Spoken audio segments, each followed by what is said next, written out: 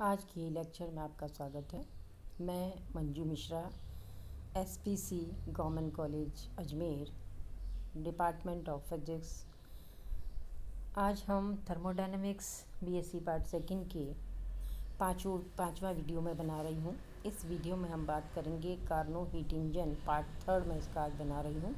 तो आइए Carnot heat engine का थर्ड पार्ट, जैसा कि हमने फोर्थ लेक्चर में बताया था कि आज हम कार्नो आइडियल इंजन के द्वारा किए गए पूर्ण चक्र में किए गए कार्य पर चर्चा करेंगे। कार्नो चक्र में किया गया नेट कार्य किसके बराबर है?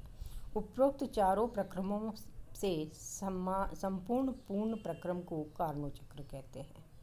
इस चक्र में प्रथम दो चरणों में गैस द्वारा कार्य किया जाता है, यानी W1 और W2 धनात्मक होते हैं, और अंतिम दो चरणों में गैस पर कार्य किया जाता है, यानी W3 और W4 का मान ऋणात्मक होता है। कार्नो चक्र में किया गया नेट कार्य W बराबर W1 plus W2 plus W3 plus W4 के बराबर है। इक्वेशन 1, 3, 5 और 7 से हमने मान सब्स्टिट्यूट करे हैं।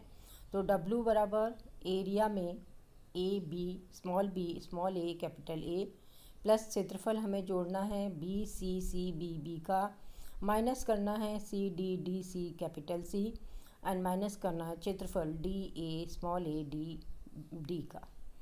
ये जब आप इन एरिया को ऐड करेंगे और सब्ट्रैक्ट करेंगे तो रिजल्टेंट क्षेत्रफल ABCD के बराबर आता है। आरेख इंडिकेटर डायग्राम में प्रदर्शित कार्नो चक्र द्वारा परिबद्ध क्षेत्रफल 9, ये कार्य ABCD के जो ये कर्व है उसके एरिया के बराबर है। इसी प्रकार समीकरण 2, 4, 6 और 8 से आप W1, W2, W3, W4 की वैल्यू सब्स्टिट्यूट कर दीजिए। आइए इक्वेशन 2 हम बात करते हैं। इक्वेशन 2 हम पहले वाले वीडियो में बना चुके हैं।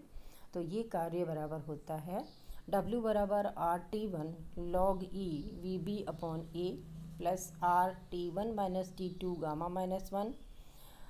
W3 बराबर minus RT2 log VC upon VD minus RT1 minus T2 upon gamma minus 1 के बराबर है।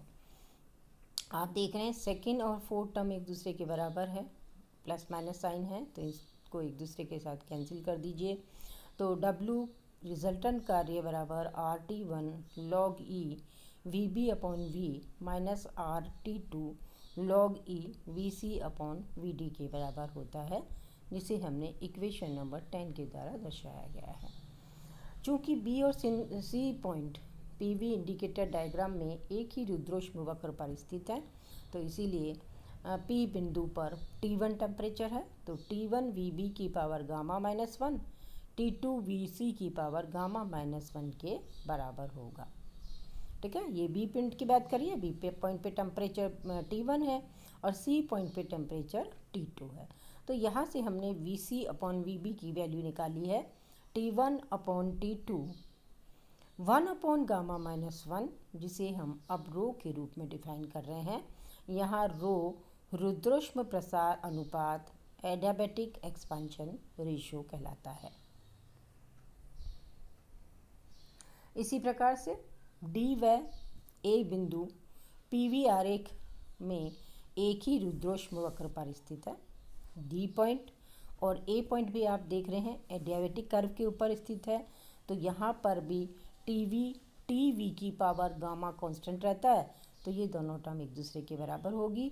T1 VB की power gamma minus 1, T2 VD की पावर गामा माइनस 1 के बराबर है।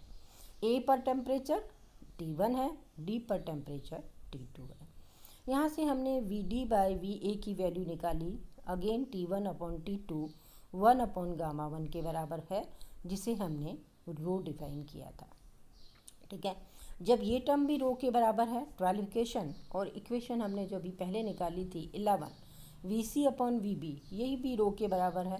जब दोनों चीज़ें एक ही टर्म के बराबर है तो ये वॉल्यूम के रेशियो भी आपस में इक्वल होंगे, यानी VC upon VB VD upon VA के बराबर है। यहाँ से V C upon V D बराबर V B upon V A के है, इक्वेशन नंबर 13। कार्नो चक्र में किया गया नेट कार्य W बराबर RT1 minus T2 log E V B upon V A. ऊपर जो हमने इक्वेशन निकाली थी, यहाँ पर V C upon V D को V B upon V A कर दीजिए ये इस इक्वेशन के अंदर। तो ये RT1 R कॉमन आ जाएगा, T1 माइनस T2 और आपके पास log E V B upon V A के बराबर। तो कुल कार्य कार्नो चक्र में किया गया नेट कार्य किसके बराबर है? W RT1 minus T2 log E V B minus V one. वो और किसके बराबर है? कार्य में परिवर्तित ऊष्मा Q1 माइनस Q2 के भी बराबर है। ठीक है। कार्नो चक्र की एफिशिएंसी की बात हम करते हैं। कार्नो इंजन की दक्षता की परिभाषा हम जानते हैं। एफिशिएंसी नीटा बराबर उपयोगी कार्य अपॉन सूत्र से ली गई ऊष्मा यानी W अपॉन Q1। W की वैल्यू अभी हमने निकाली है RT1 minus T2 log E V B upon V A और Q1 की वैल्यू W1 के बराबर है which is RT1 log E V B upon V A. आप देख रहे हैं log E V B upon V A दोनों साइड में आ रहा है, ऊपर और नीचे से आप कैंसिल आउट करें, आर फैक्टर भी कैंसिल हो जा रहा है। तो एफिशिएंसी जो है T1 minus T2 upon T1 के बराबर है, और या फिर हम इसे दूसरे फॉर्म में लिख सकते हैं 1 माइनस T2 अपॉन T1। दोनों तरफ T1 से डिवाइड कर दीजिएगा तो 1 minus T2 upon T1। Equation 15 के द्वारा कार्नो आइडियल हीट इंजन की एफिशिएंसी दी जाती है। समीकरण 11 से T2 अपॉन T1 का मान रुद्रोष्म प्रसार अनुपात रो के रूप में रखने पर, यहाँ पे हमने इक्वेशन डिफाइन किया था T2 अपॉन T1 किसके बराबर है? 1 अपॉन रो गामा माइनस 1 के बराबर है। तो एफिशिएंसी इन टर्म ऑफ रो नीटा बराबर 1 minus 1 upon rho gamma minus 1 के बराबर है। आइए इक्वेशन में मैं आपको पुनः दिखाती हूँ। यहाँ हमने रो डिफाइन किया है, देखिए। तो ये किसके बराबर था? T1 अपॉन T2 की पावर 1 अपॉन गामा माइनस 1। तो यहाँ पर आप गामा माइनस 1 से मल्टीप्लाई कर दीजिए तो यहाँ पर T1 अपॉन T2 आपको मिलेगा। देन इसका आप रिवर्स कर दीजिए तो आपके पास T2 अपॉन T1 आएगा। वो यहाँ से इस गामा के फॉर्म में वैल्यू को सब्स्टिट्यूट किया गया है। तो इन टर्म ऑफ रुद्रोष्म प्रसार अनुपात रो के रूप में efficiency of heat engine 1 minus 1 upon rho gamma minus 1 के बराबर होती है। कार्नो इंजन की दक्षता का यह सूत्र है। ठीक है।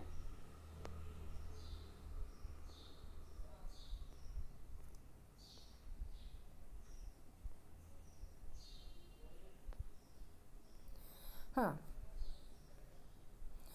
इस इंजन दक्षता के सूत्र के कुछ रिजल्ट्स आ रहे हैं, उस रिजल्ट्स के बारे में हम डिस्कस करते हैं।